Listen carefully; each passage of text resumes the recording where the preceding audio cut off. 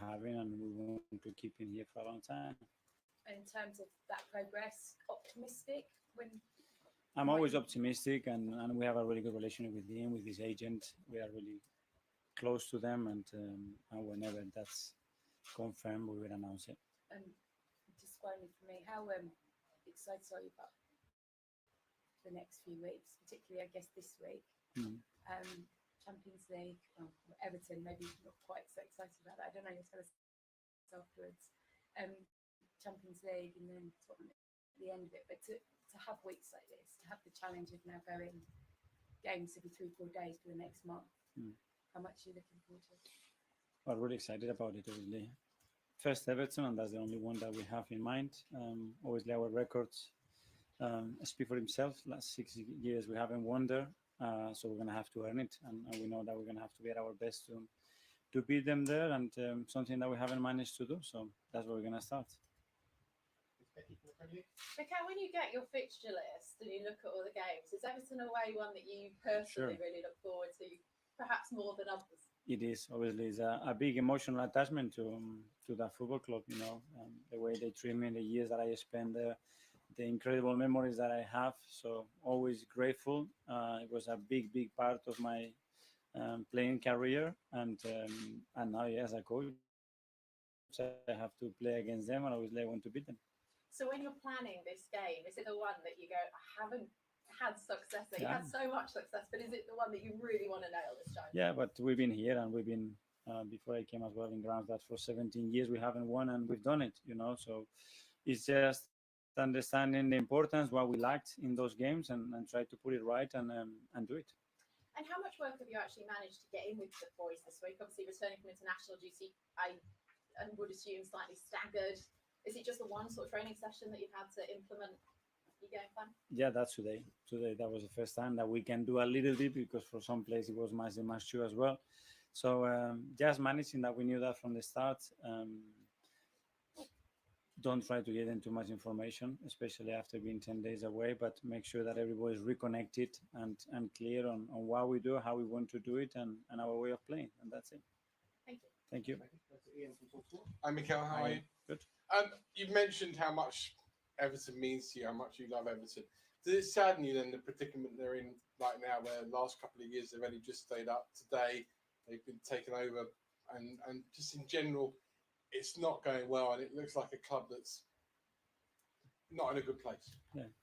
But that's the history of football clubs, and the challenges that we all have right now is the competition, but as well the project that they have there with the new stadium and everything that they are trying to do is very exciting as well. But like everybody, you have through tough times, is how you overcome those situations to become better.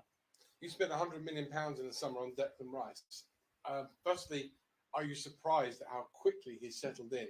And secondly, are you surprised at how quickly he's become a fan's favourite? Yes, obviously, you always hope that that transition is going to be smooth and fast. But then sometimes the reality is very different. In his case, I think he's been really positive. I think he's finding it really easy. I think he understood the team, our way of playing really fast, and things are going well for him. Your chief executive is stepping away in the summer. Can you just give us an idea of what that will mean for you personally as a manager going forward after next summer? Well, he's been here 14 years, and I think he has the right to make that call, and he's made that call. Family, for what I can say from my side, I had a great working relationship with him. I enjoyed. He's a person, first of all, that I value, that has been integral in what we've done, and I will want to wish him the best. But I think he still have a lot of things to do in the meantime till the end of the season. And finally, we're only 4 games in, but it's already Man City and Arsenal as it was last season. Both started well. How much, with the Champions League starting now, and which you didn't have last year, and having to play sort of 2 games, 3 games in a 7 or 8 day period, how much is that going to test the boundaries of your players and of your team? Well, it's exactly the same as last year. We played every 3 days, but it was the Europa League, so the competition is different. Obviously, the demands of that competition expectation are different, especially after being away from there for 7 years. But it's excitement. This is what we want to be. When you look at the fixtures and the games that we have to play, I think everybody's really looking forward to it. Good luck tomorrow. Thank you. Mikel, Pepe left the club last week. I just wanted to ask you, obviously, the club record signing before Declan came in. Played a lot in your first season and then quickly fell out of the plans. Is there a sadness to you that someone at the club invested that much money didn't quite work out in the end? Yes, but obviously there are moments for players, and not only him, but as well Robbie leaving and all the other ones that they have, Flo leaving, all the other ones that they have been on loan as well. You have an emotional attachment with them. You have tried to get the best out of them. But there are periods, and sometimes it's not about the will of the player, but it's a player that plays in his position as well that does so well. So it's many factors, but what we certainly want is wish them, all of them, the best, and hopefully they can fulfill their dreams somewhere else. You mentioned Rob leaving as well. Kieran's obviously left on loan. Just looking at the squad now, I think there's only 3 players who actually preceded your arrival as manager. This feels like very much like an entire squad that's now built in your image. There's more pressure coming with that for you, that this is now your entire team that you've handpicked? I don't think that any pressure is going to be bigger than what we put ourselves internally every single day, regardless. When you have the players that you have, you made a decision to coach them. They are not my players; they are players from the club, and the team evolves, the squad evolves, and if you are here more years, that would happen gradually, like it happened like any other squad in the world. It's just on Everton. I know you've obviously spoken about the record there in recent years. You also said that you think you've now got the physicality in the squad with the new signings to go and match these teams. When you go there, are you looking to match them in a battle, or do you try and make it not a battle? Sometimes you cannot avoid the battle. There are certain balls that you have to do. The style of play that they have is very clear, and they're extremely good at that. We have a very different one, and it's about when you are trying to impose your way of playing, and the tactic is just to make sure that the opponent's strengths are completely hiding and yours are coming out every single time to fulfill the potential of your players, and that's what I think both managers and both teams will try to do on Sunday. Okay, last couple in the last section, please. Yeah, it's just following on on Pepe. Obviously, the club spent a huge amount of money on him. No club can have 100% success rate with their transfers, but do you think there are any lessons to learn from that deal and how it played out? I don't know. I wasn't involved in the process of that deal, And what I can say about him as a person as well is a phenomenal boy. He tried really hard.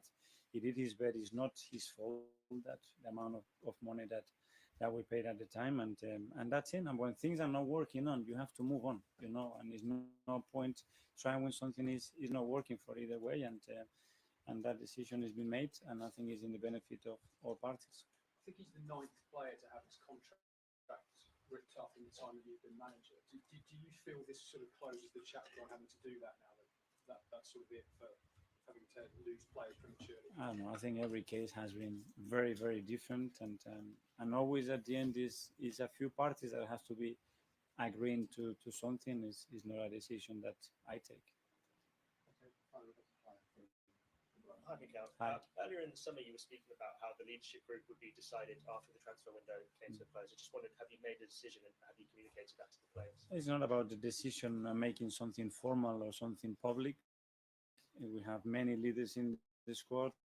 We have a captain that is Martin, and you have seen in the last few games and in pre-season when there are changes as well, when you're number 2 and 3, 4 and 5, so and make sure that the leaders come out. So don't really restrict anybody because we have a lot of people that are capable of doing that at the moment. And just to check, who would be 2 and 3 beyond Martin? Sorry? Who would be number 2 and number 3? You will see when we play. Okay, that finishes the live section. We'll go to 10:30 tonight.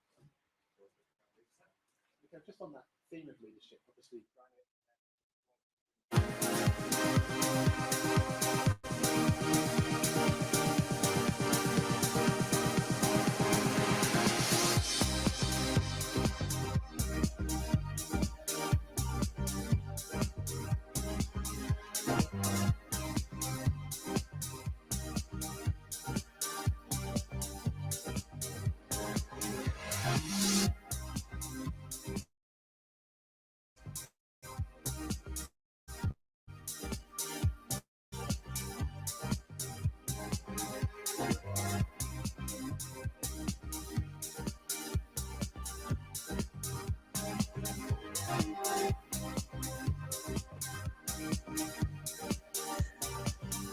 Yo, oh guys, can you see me?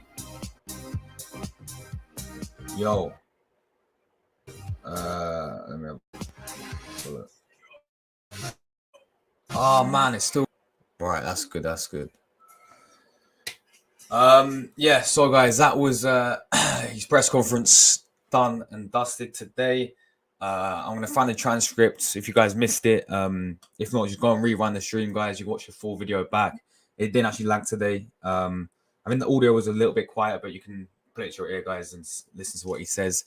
But yeah, obviously they was asking about obviously our Arsenal CEO Vinay, who obviously left the club. Obviously, I'll get the transcript after a minute, guys. All the questions, so we can run through them and break them down in detail. But make sure if you're tuning in, smash the like buttons, sub channel if you want to as well on the road to 6K subscribers.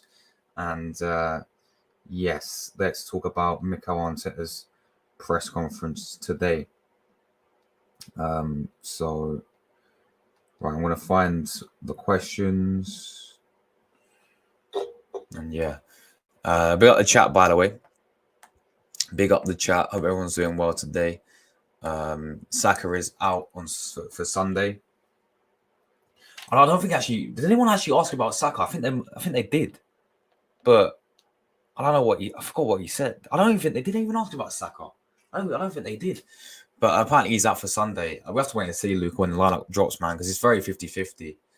You know, like it is very 50-50 at the moment with Saka. Many reports saying it's his Achilles, which he did before.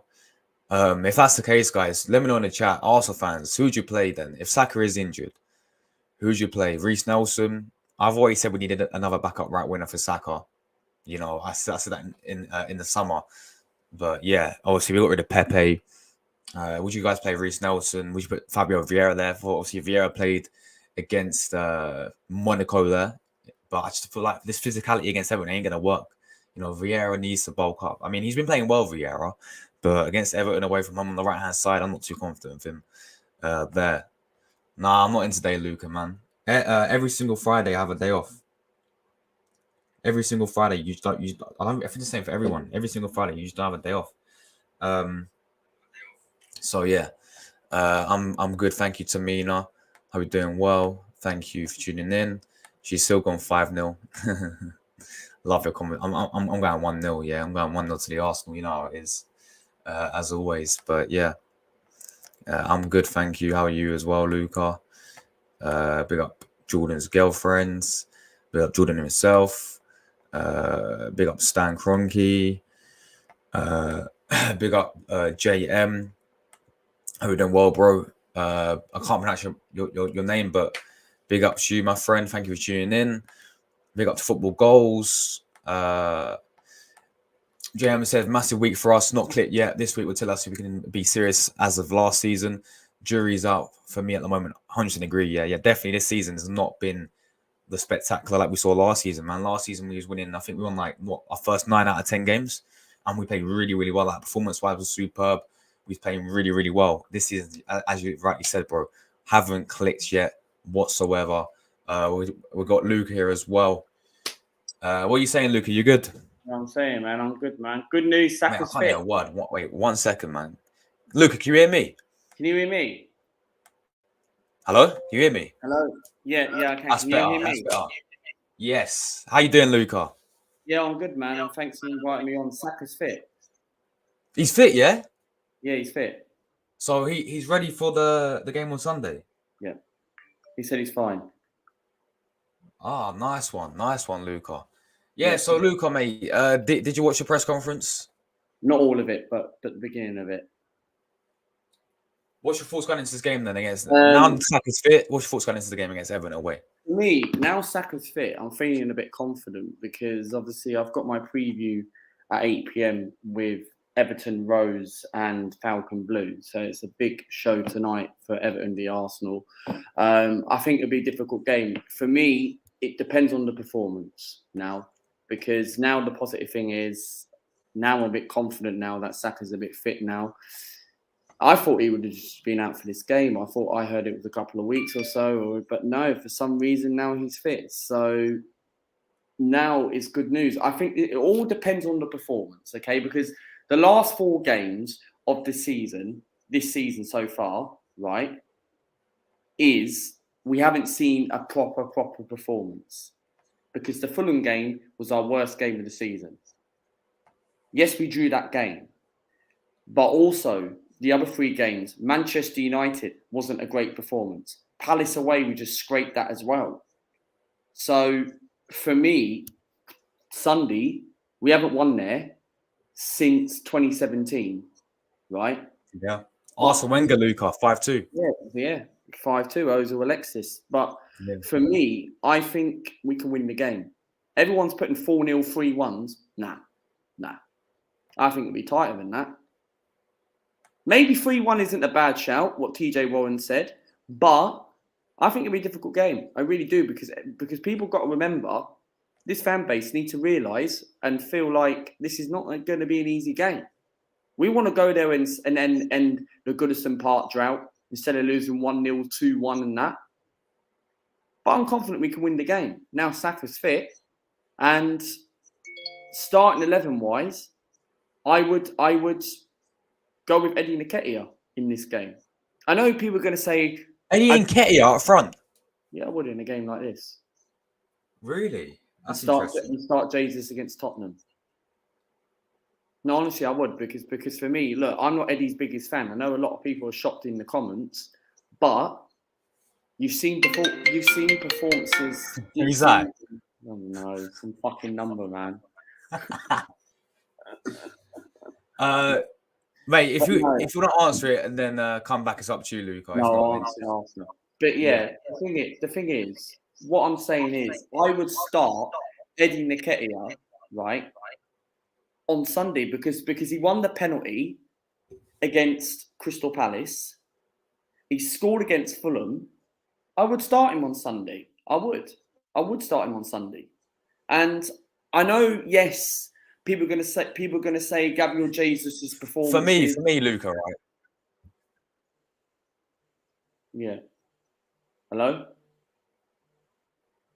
Oh, go on. Josh, go. Yeah. Carry on, Luca. Carry on. Can I take this call? 1 minute. Someone's ringing me. All right, 1 minute. Yeah, no worries. No worries. Right, yeah. Guys, what do you think about Lucas? Should we start Eddie Nketiah? Not for me. In my opinion, Jesus came off the back of scoring against Man United. Bro sent Diego Dalot back to, well, rumours saying he's still sliding, by the way, yeah? He came off the bench and scored. For me, I'll go with Jesus, in my opinion, because I think this game for Eddie Nketiah away from home, right? If it's at the Emirates, then yeah, 100% start Eddie Nketiah. But I don't know. I feel like I know we want to put it against Palace, but I want to see Jesus play there, man. He scored against Man United. I mean, look, my front three would be now Saka's fit. Obviously, Saka on the right, Trossard on the left, and Jesus up front, in my opinion. You have Odegaard. I gave my lineup in my preview, guys. You had Odegaard in behind. You know, you had then you can play Rice, and I'll go Percy Oku, Jorginho. I think you need that physical presence in the midfield. So yeah, while Lucas coming back, let me see what you guys are saying in the chat quickly. I don't know where I was. Football goals. I was at this comment. Everton always give you a good game at Goodison. They do, man. Like I said, the last time we beat Everton away was 2017, 5-2. We still had Arsene Wenger. We still had like Ozil. We still had like I think Mertesacker, Koscielny as well. Like, yeah, it's been a while. We got football shirts and more. Hope you're doing well. Big up, man. EMD. Hope you're doing well as well, my friends. Arteta, he's not thinking about all the Islington roads and how he gets to training and how he stops off and you know all that stuff. Yeah, he's actually straightforward today for once. Dominic, good to see you, my bro. Hope you're doing well. Napoli, Forza Napoli. Big up Clock Orange. You don't drive on the M5 today during the press conference. Exactly, bro. Exactly. Big up to you, man. Ernest, hope you're doing well, my friends. My man TJ, absolute legend as always. Hope you're doing well, TJ. What's happening at Everton with or without Saka? I hope you're right, bro. I'm sitting on the fence. I'm going with a 1-0 to the Arsenal 1-0 for the Arsenal, mate, in my opinion. But yeah, you guys are confident, man. Love to see it. Winning ways, big up yourself. 4-0 to the Gunners. TJ's gone 3-1. He thinks we concede. Guys, would you start David Raya in goal or would you go with Ramsdale? Because I personally went Raya. I agree, winning ways. Trossard's got to start for me. Yeah, but Saka's fine. Saka is fine, which is some good news, obviously.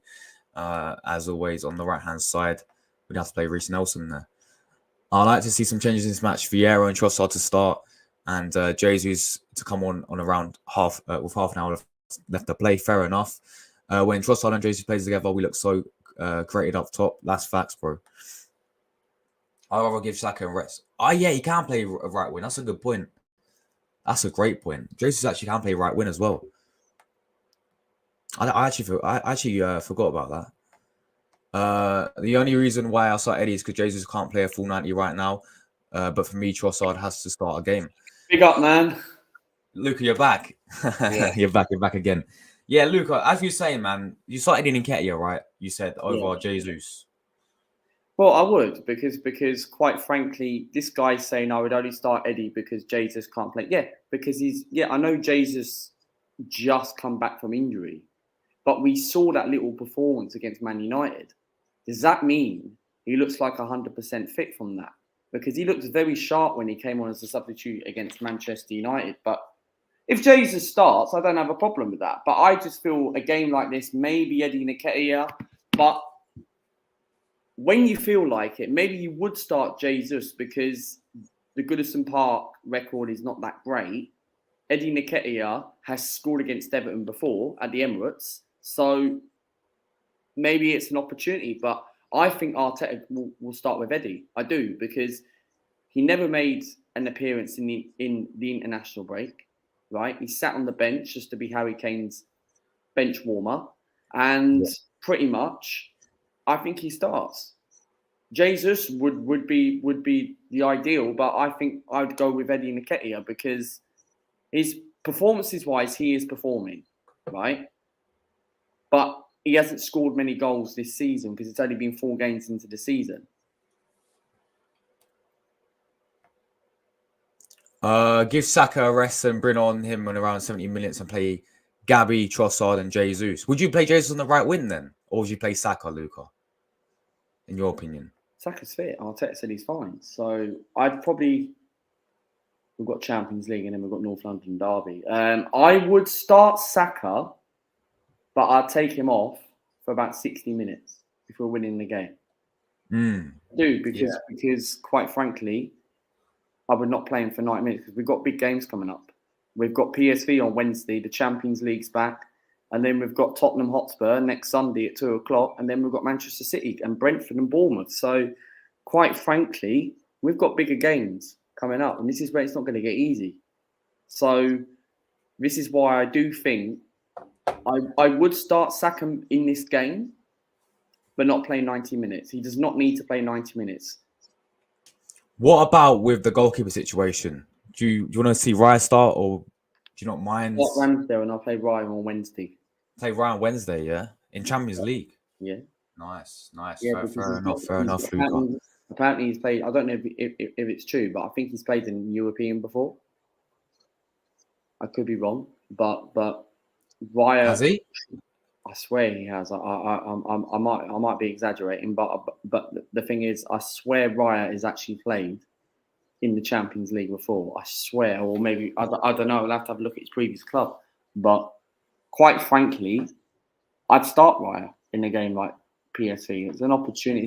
It's okay. He's going to be a little bit under pressure because it's his first Arsenal Champions League. But I'd start Ramsdale for the Premier League. Clock Orange's lineup is Ramsdale, Tomiyasu left back, Gabriel, Saliba, Ben White, Declan Rice, Odegaard, Smith Rowe. I like Smith Rowe in there. That's a good shout. Jesus, then Havertz. Jesus on the right. Havertz is the main striker. Either Martinelli or Trossard. So, well, my starting 11, what I'd go for Sunday. Ramsdale in goal, back four, the same back four that played against United. Go to basics. Ben White, Gabriel, Saliba, Zinchenko. Midfield, I mix it up a bit. I go with Odegaard, Rice, Jorginho. I play Jorginho in that deep role because I think we need it. I think we need his experience in a game like this, right? He slows the game down a bit. Rice and Odegaard will be able to do their own thing, and then I'll play Saka, Eddie, Martinelli. But if Eddie don't start, I don't have a problem with that if he doesn't start. But I'd probably go with Jesus if Eddie doesn't start. I definitely agree with you in playing Jorginho, man. I agree. I think you've got to play Jorginho for this type of game. Because Jorginho did not play in the Italy squad this week. He never got called up. So quite frankly, it's an opportunity to play him. He's got experience. Exactly. You need a game like that against Everton. Look at the Newcastle game last season at St James's Park.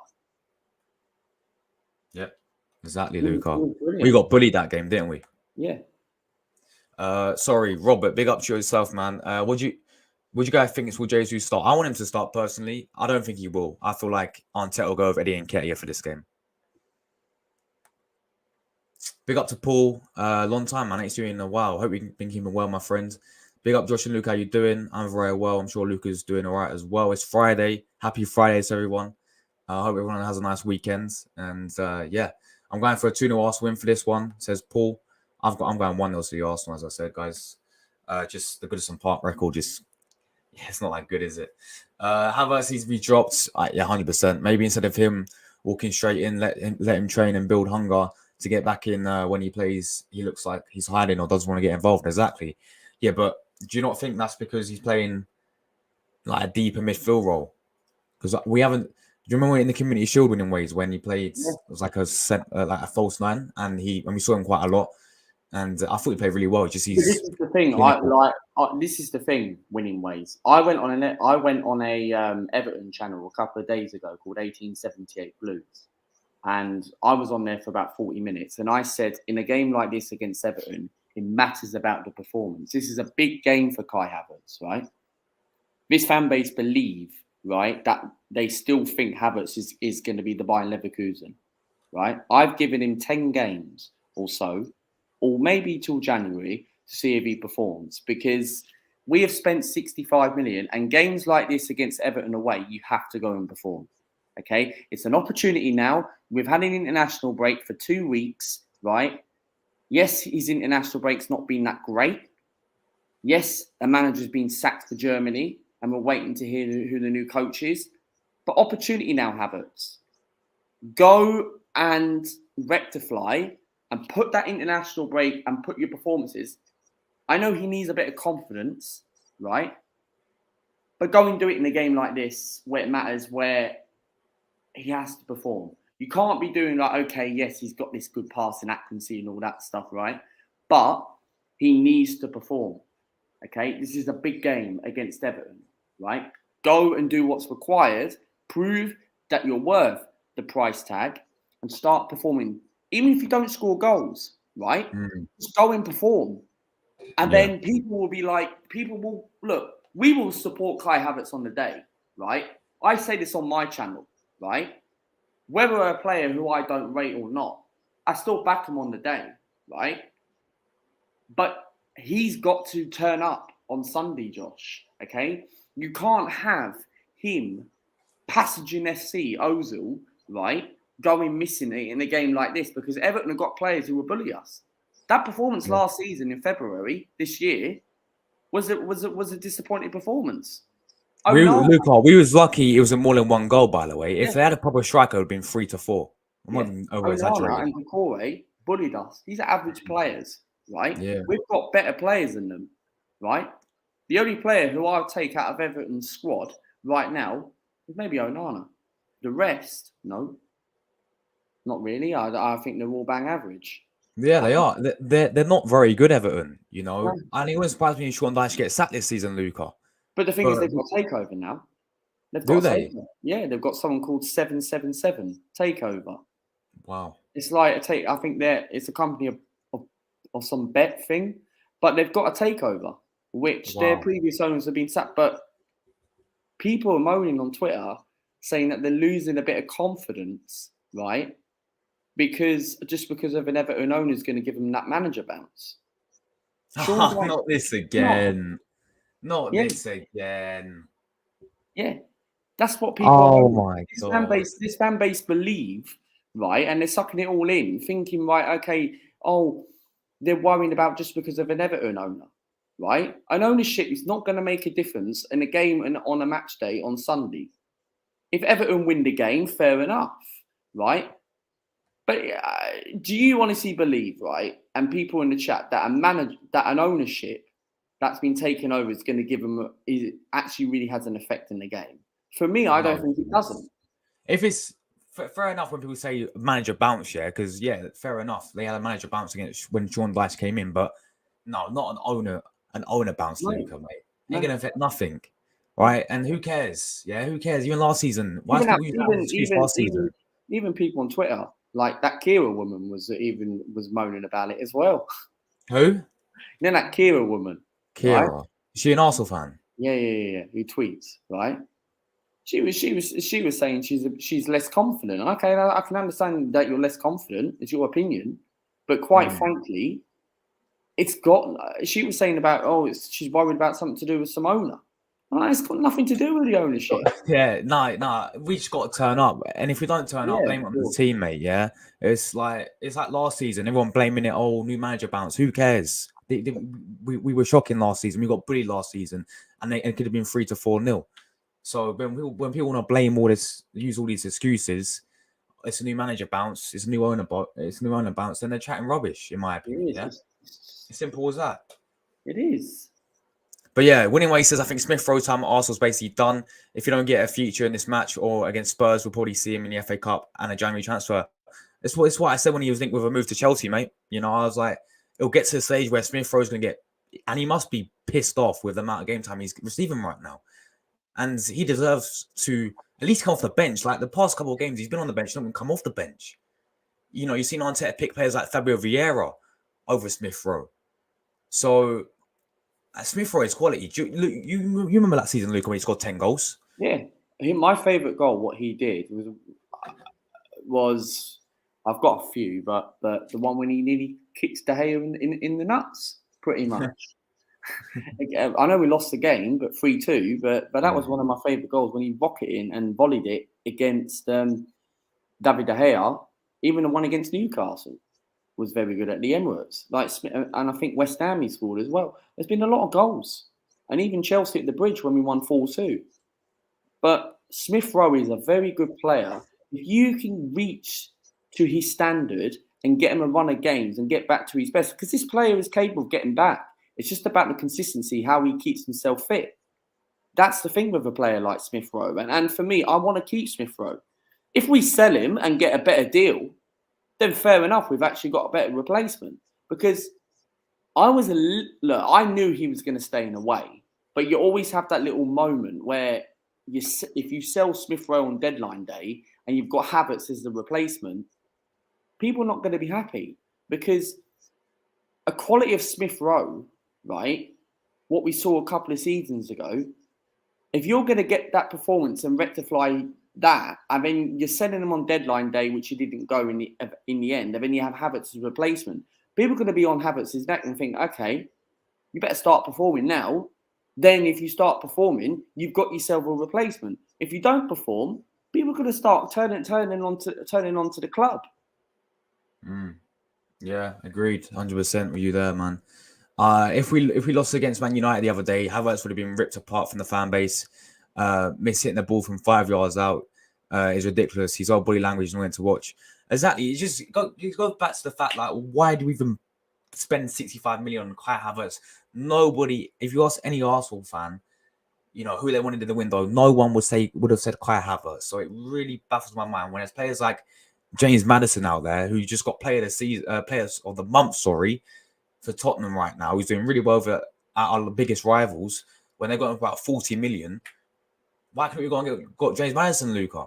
100%. Because quite frankly, I think Maddison was a player available.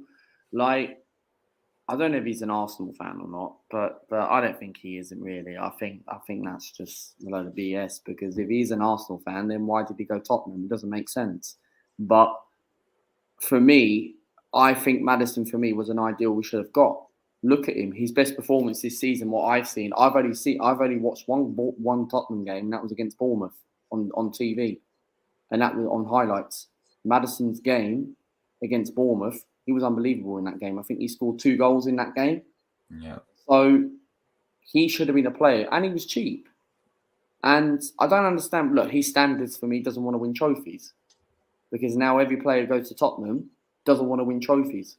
So quite frankly, they're already out of the Mickey Mouse Cup in the second round on penalties. So for me, Maddison, look, he's a good player. He fits into any top 6, right? And I reckon if he was at Arsenal, he would hit that ground running straight away. He would be that great backup. With the squad right now, would Maddison have actually got into our team? For me, no. But he would have got into the starting 11, but he would have to work hard. No, honestly, I believe, right? Because obviously Mikel Arteta would want to start his Kai Havertz love fest up front. And then obviously you've got Declan Rice party when he comes back in October. And then you've got Martin Odegaard. So quite frankly, I don't think he doesn't get into the team now. But if I was Arteta, start Maddison over Kai Havertz. Maddison's unbelievable. He'll get you 10, 15 goals if he was at Arsenal. Yeah. Paul says, I think Sean Dyche will be the first Premier League. I agree. He's going to get sacked first. Everton are getting results, plus Sean Dyche sets up not to concede to lose games. With this thing, we know how he's going to set up, but but this is the thing. Last season, they bullied us, yeah, like in physicality. They wanted it more than Arsenal. We didn't turn up. You know, as I said, if they had a proper striker, it would have been about 4-5-0. I'm not even kidding. Yeah, they battered us last season, guys. Honestly, and we're lucky it was 1-0. But yeah, Luca, we know how Everton are going to set up in it. You know, they're going to be in for a fight. There's going to be some fouls after fouls. You know, lots and lots of what's the word? Physicality from Everton. Literally, long ball FC in it, Luca. Yeah, I mean, but Arteta's got to learn from the mistakes last season, doesn't he? Yes, and this is another thing about going into this game, right? We have a habit, and I said this on an Everton channel the other day, right, on 1878 Blues. I said we have an effect when it comes to crowds. Okay, we don't win at Goodison Park, we don't win at Anfield, we don't win at the Etihad, and we don't win at Old Trafford. Those are the 4 grounds we really struggle to pick up points, right? So, quite frankly, we have an effect in this crowd, because we should have beaten Liverpool away last season. It's just that Granit Xhaka effect, and Arteta fucked the tactics up in that game. He should have started people like Trossard, and then we probably would have won that game, won the league.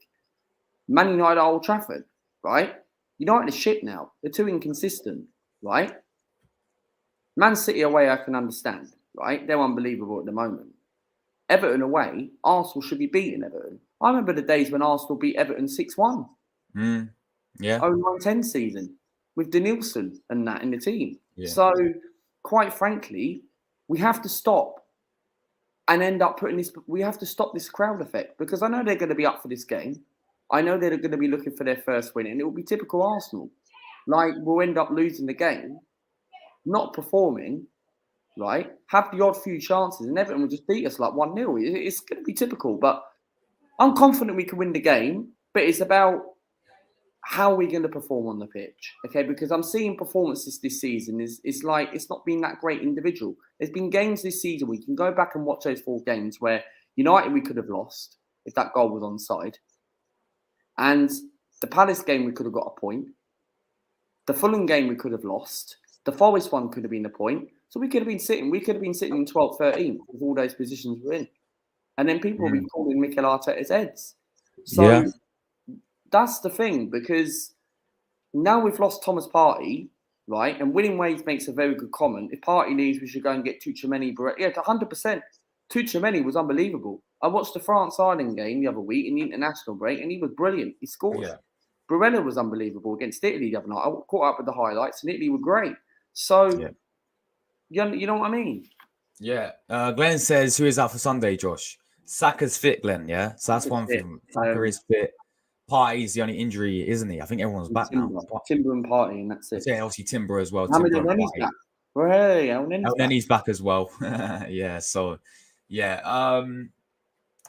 Saka's fit, Glenn. So yeah, big up to you, Glenn. If Odegaard gets injured, I think we're in big trouble. Even with Fabio and Havertz, we will drop points. Yeah, I agree with that. Yeah, but hopefully he'll play. If that ever happened, obviously, touch wood it doesn't. Hopefully he'll start Smith Rowe there, wouldn't he? Instead of someone like Havertz or Fabio. Besides Rice, we need elite box midfielder. For me, Madison I agree, he was perfect. Oh yeah, Frankie de Jong's a good shout. Zubamendi from obviously Sociedad. Fofana, I think you mean Monaco Fofana, right? Oh yeah, Zelinski from Napoli. Kyochu played for who did he play for last season? Was it Feyenoord he played? And they won they won the Eredivisie. Xavi Simons is obviously Leipzig now. But yeah. What do you think, Luca? Do you think we need another say this January? Do you think with Partey very injury prone? Do you think we need to go and get another midfielder? I think we do. But because I heard something about that, we're looking for we're going to go out and spend big in the summer next year for a striker. And I'm like, why do we have to wait until the summer? You've spent 200 million, right? Don't go out and waste all that. Don't go out and make sales. We made a few sales at the end of deadline day, right? Use that money, what you got left, right? And spend it on an Ivan Toney or a Ferguson. Don't just sit there and feel, okay, we're going to go and get a striker in the summer. Well, the aim for this season is to win the league. We've spent 200 million. We have to maintain that top 4 position, right? We've got Champions League starting on Wednesday, right? We're supposed to go there and win the Champions League, right? Top Gooners are saying that we want to win the Champions League this season, right? So we spent 200 million, so go and win the Champions League. So if you want to win the Champions League, instead of getting battered 10-2 every week, right? Then end up going and get a striker in January. Go and get a striker. Go and get Tony. He'll be available. He's back in training. 100%. He's back in training on Monday. So quite frankly, go and get Tony. Go and get Ferguson. Go and get Martinez. Someone out there who's available. And I think with Thomas Partey's replacement, too many will be very impossible to get in January. Yeah, because why would he want to leave Real Madrid? You know, I know money talks, but Real Madrid, look, they're Real Madrid, Luca. And the players he played with, you know, Jude Bellingham's there now. He's been on fire for them. You know, look at their midfield. It's unbelievable. They've got Camavinga. They've got Tony Kroos is still there. Now they signed Bellingham. Like, it's unbelievable. It's brilliant for Real Madrid. It's brilliant. The next 10 years, these players, of course, Modric and Kroos have probably got another 2 years or so left. But people like Bellingham, as you just mentioned, and Camavinga and Tchouaméni, they've got about 10, 15 years in them, right? Yeah. These players are going to go on and win beyond awards, Ballon d'Or awards. So, quite frankly, Arsenal, we need a good replacement. I think January, even if we don't get a Timber replacement in January, it's not the end of the world. I think more we need to lead up. I think the first priority is get a striker. That's the main thing. And get a midfielder in. That's what we have to do. Yeah, 100%. 100% agree with you there, Luca, man. Forget the summer. We've got to focus on January now because how many times have we seen a football club not do what's required and it ultimately goes to affect our season later on? You know, last season was a prime example. We could have got Caicedo last season, Luca. We could have done. But this is the thing. If we would have got Caicedo in January, if Edu didn't bother end up getting Jorginho, would have actually put in a third bidding, would we have actually signed Declan Rice in the summer? Would we have? Nobody wouldn't have known.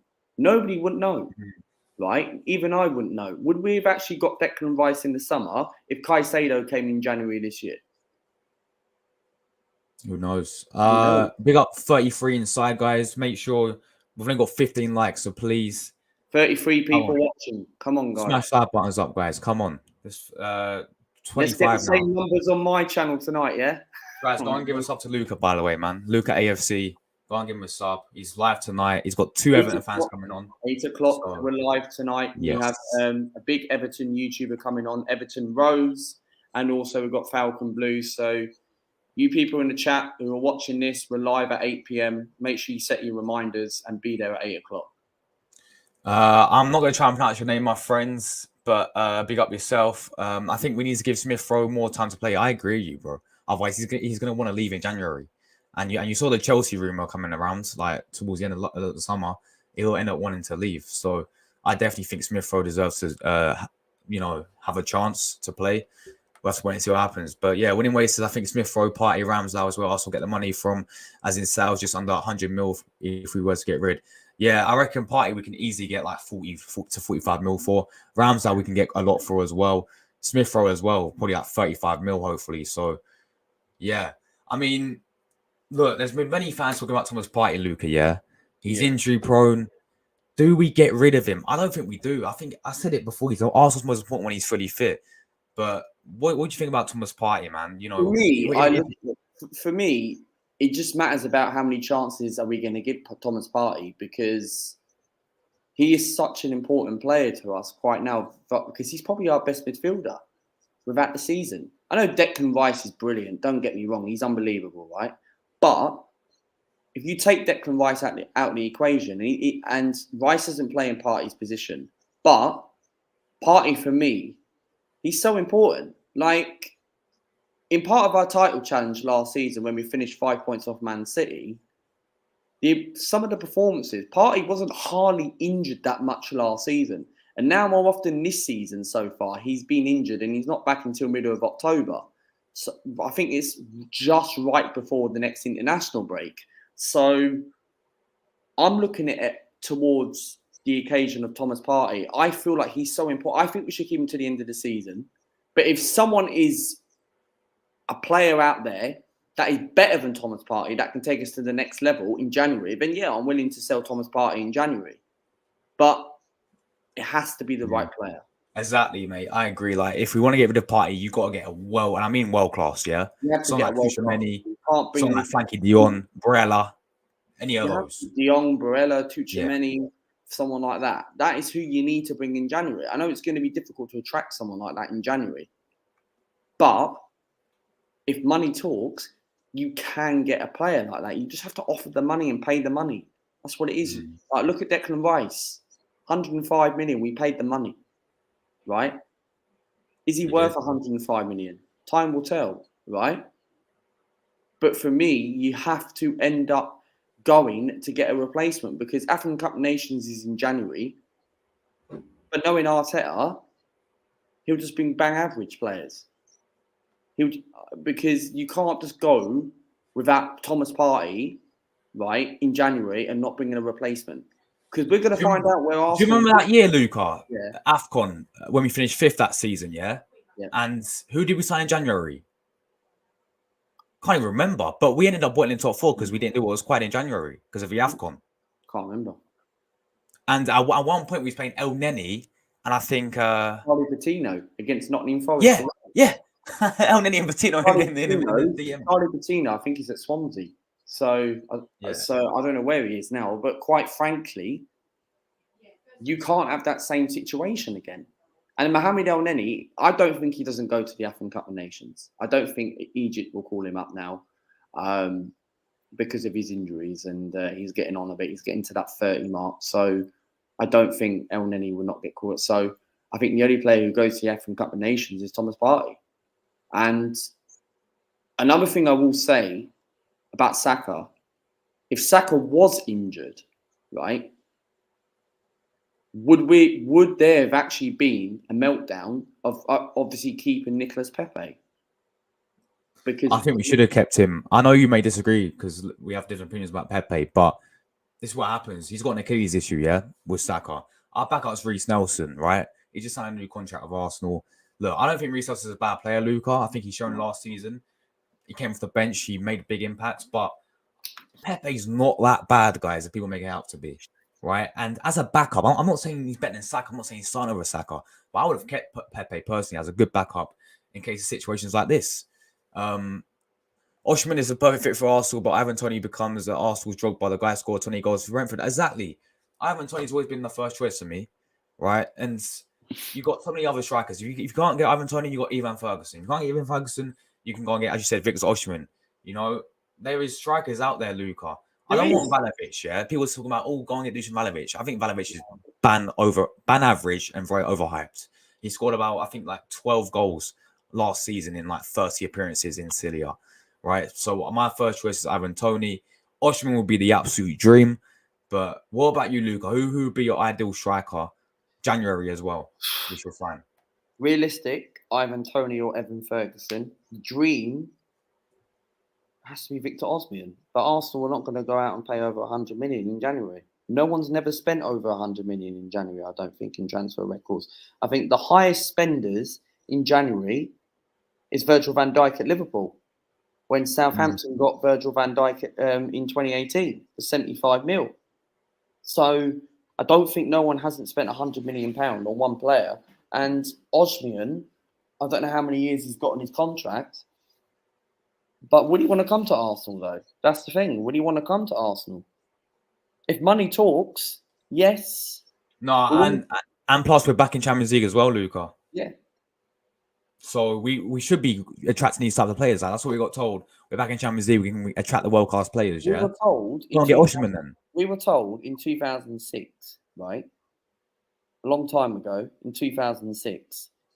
I wasn't even born, by the way, that year, guys. But yeah. I was 12. So quite frankly, right, in 2006, we were told that we burned Ashburn Grove to compete at the Emirates. So go and get a world-class striker in January or a proven striker in the Premier League. Because if we get someone like Ivan Toney, we can go far in this Champions League. I'm not saying maybe we can win it, but I'm saying we can maybe get semis at best. If we go and get Ivan Toney or someone of that caliber, that's going to score goals. The thing is, I want to ask a question, right? If Evan Ferguson came, would he struggle in the Champions League first? Because he's never played in the Champions League. I mean, that's a good point, but we have to, time will tell if we actually get Ferguson. But talk about the Premier League, right? You've seen him already, Luke, in the Premier League. Yeah, he's world class. I think he's 18 as well, isn't he? He's 18 years of age. You think he's world class? All right, maybe class. Class. But he's got the potential to be world class. Yeah. I think someone like Ivan Toney is world class, yeah. But I think Ivan Ferguson has the potential to be world class, yeah. Just look at how well he played against Newcastle. Yeah, got a hat trick against Newcastle, right? And everyone's talking about Newcastle. Oh, they're top 4 contenders this season. We have to wait and see what happens to them. But for me, Ivan Toney, Ivan Ferguson, these players are Prem proven, Luca, yeah. Someone like Dusan Vlahovic, no, thank you. All right, I don't want Vlahovic. He was very good at Fiorentina. But when he moved to Juventus, and plus he rejected us. So are we really going to go back in someone who's going to reject us?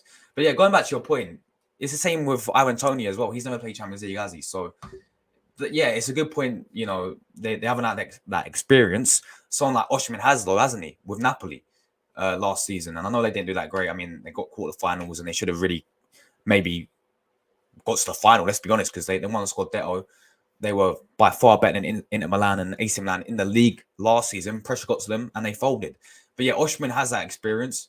But I look at Prem proven and Ferguson's Prem proven. Ivan Toney, though, it's always been my first choice. Yeah, Ivan Toney for me. I've watched Ivan Toney when he was in the Football League, right?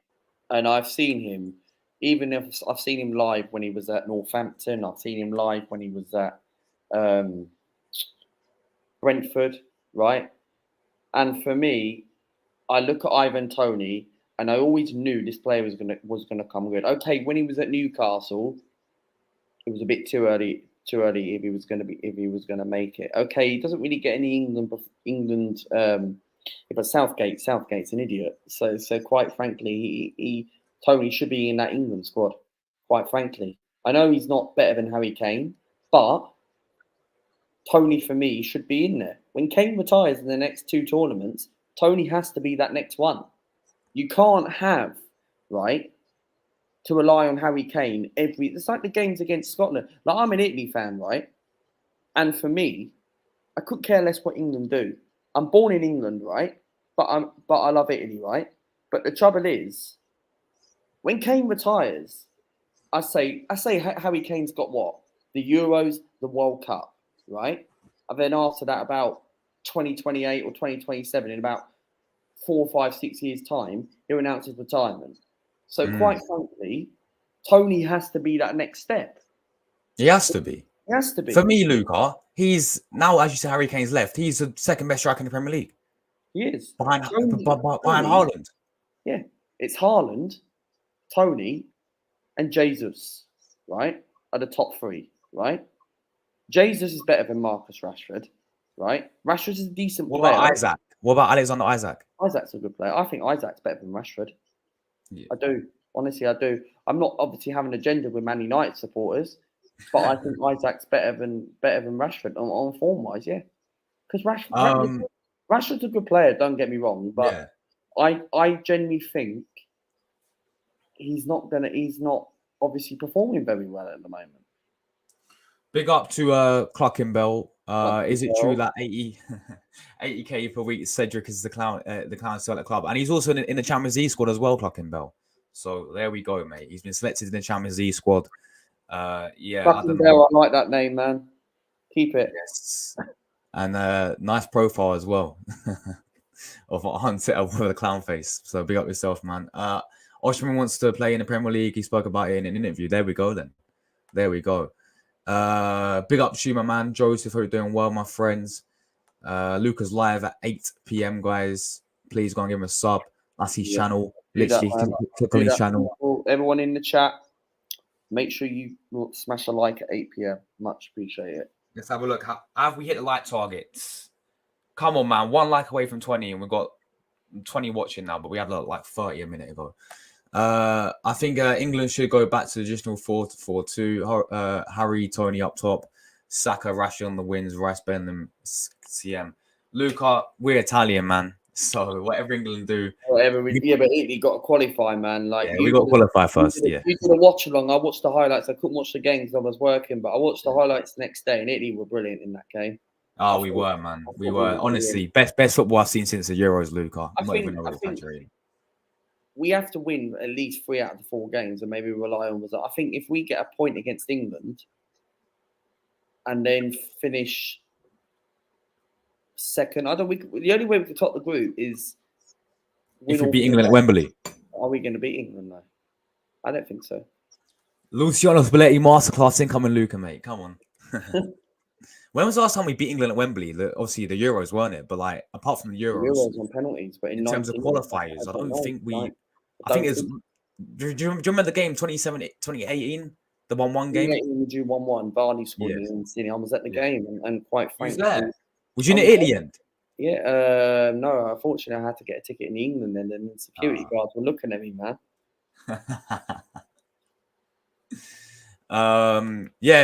He's been on good form as well. To be fair to Sterling, man, for sure. He's probably been their best player recently. I know it's not hard because they've been shocking Chelsea, but Sterling, but the thing with Sterling,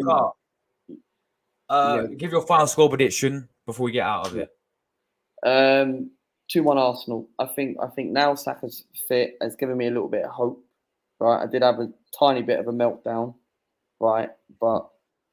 The thing is, I think we win the game. I think we do. It just, like I said earlier, it just matters about the performance. And also another thing, it matters about the battle of the midfield. Because it depends if Decore, Onana and them lot turn up, Dwight McNeil.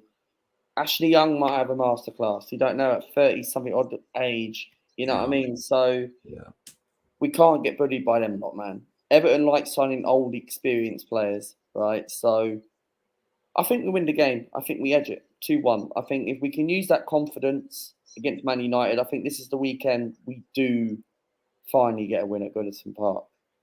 If we don't win at Goodison Park, then I think it's not good enough.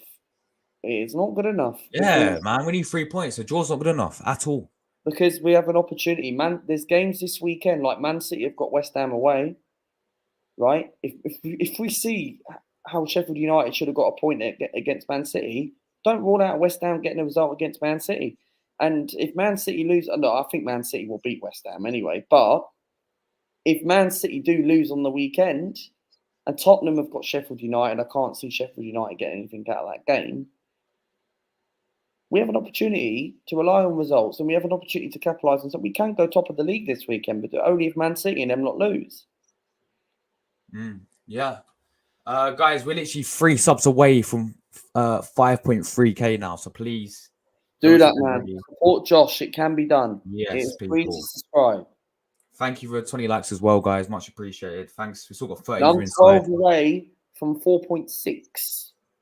Give him a sub, man. He's Luca. Just tell everyone's coming up. You got the preview, and you got Doing a reaction as well on Sunday.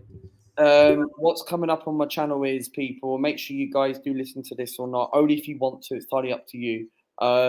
We've got big preview tonight, Everton versus Arsenal, where we'll be talking about this again. We've got 2 Everton fans coming on at 8 p.m. We've got Everton Rose coming on the channel for the first time. And then we've got Falcon Blues TV coming on at 8 p.m. Make sure everyone does turn the notifications on, and everybody in Josh's chat, if you guys can be there at 8 p.m. If you can't, then fair enough. At least actually support the channel and give a smash a like if you can't watch. And then match reaction on Sunday, straight after the game. As you know, player ratings, fan cams, everything will all be out, and also on Josh's channel as well. And that's what's coming up over the next couple of days, people. And yeah, man. And FA Cup qualifying this weekend. So please remember that. Exactly, man. All right, Luca, do a Bedford Town watch along. Bedford Town versus Gallstone Town. but guys, we're out of here now. Big thanks, Luca, for coming on today as well. Always good to talk about Arsenal. You, my friend, as always. And we're out of it, guys. Please win on Sunday, Arsenal. Yeah, no excuses. Please. Win on Sunday. No rants on Sunday, please. No rants. No rants on Sunday. Let's get the 3 points. Get out of there, and we go to the Champions League on Wednesday. And sing the Champions League. But yeah, we're out of it, guys. Thanks for sports day as well. We had over 35 of you in here. Thanks for the likes. Thanks for the new subs as well. And yeah, we're now 2 away from 5.3k. Get it done. Give us up to Luca as well. And we're out of here, guys. Ciao.